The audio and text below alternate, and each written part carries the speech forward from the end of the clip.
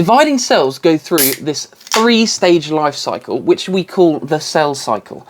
Welcome to episode number 15 of the Road to Ace in GCSE Sciences. In stage 1, it's called interphase, and effectively that stage involves everything we need to do before the cell is able to divide. First and most importantly, we need to replicate the DNA. We need to double the amount of DNA in the cell, so that happens. We need to increase the number of subcellular structures in the cell, so more mitochondria, ribosomes, anything like that. We need more of them before we can divide, so that happens too.